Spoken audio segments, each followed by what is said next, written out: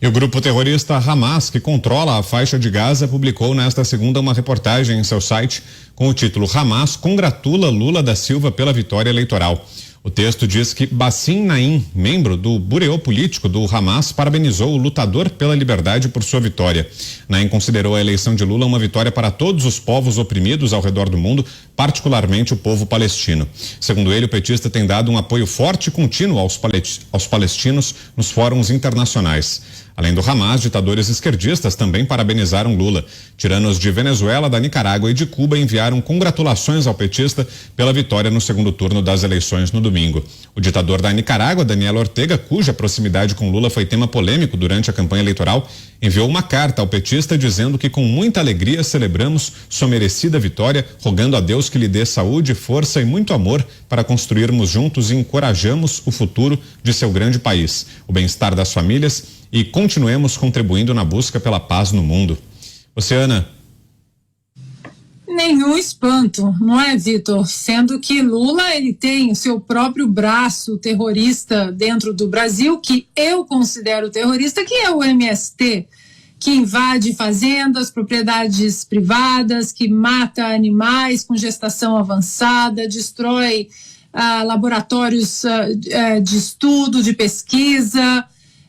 promove o caos, promove a desordem, e é isso que temos, que teremos como presidente do nosso país, numa candidatura que nós jamais vamos normalizar, jamais podemos normalizar essa candidatura, se nós queremos um país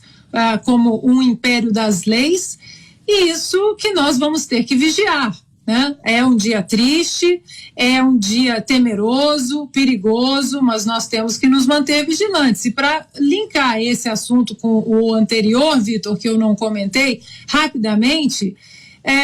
quando Donald Trump perdeu aqui em 2020, muita gente disse, olha, agora ele está enterrado, o movimento trumpismo acabou, e não foi bem esse o caminho seguido, não. Há 2 anos, todos os candidatos que Donald Trump, praticamente todos, 96% dos candidatos que Donald Trump coloca o seu dedo e endossa nas primárias republicanas, eles saem das primárias republicanas e agora na próxima semana teremos as eleições legislativas aqui nos Estados Unidos e pelo que as pesquisas estão mostrando aqui, não tem como fugir não. As pesquisas, embora algumas tentem empurrar os candidatos democratas, os republicanos prometem e parece que vão tomar de volta a maioria nas 2 casas legislativas e aí Joe Biden acaba sendo um pato manco, né, nos últimos 2 anos. O trumpismo não foi a lugar algum e assim como muitos querem demonizar o presidente Bolsonaro, desumanizar o presidente Bolsonaro, como foi feito aqui nos Estados Unidos com Donald Trump, por isso a gente traz tantas similaridades e notícias do cenário político daqui, porque muitas ferramentas elas são importadas pela esquerda no Brasil, principalmente essa que foi implementada de maneira covarde, de desumanizar o seu oponente, chamando de nazista, de genocida e toda aquela lista que nós vemos que o conglomerado usou, os partidos de oposição, ministros da Suprema Corte Brasileira, a velha, né, carcomida imprensa, não a livre imprensa, e isso foi usado de uma maneira para desestabilizar esse movimento que por mais que ministros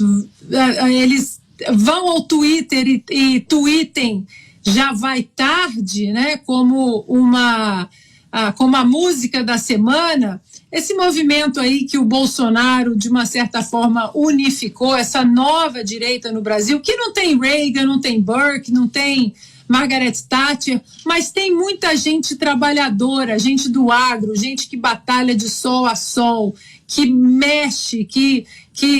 coloca óleo nas nossas engrenagens sociais, nas nossas engrenagens econômicas. Essa parte da sociedade que também se conectou de maneira orgânica com o Donald Trump, essa gente da classe média que sustenta o país e faz o país andar.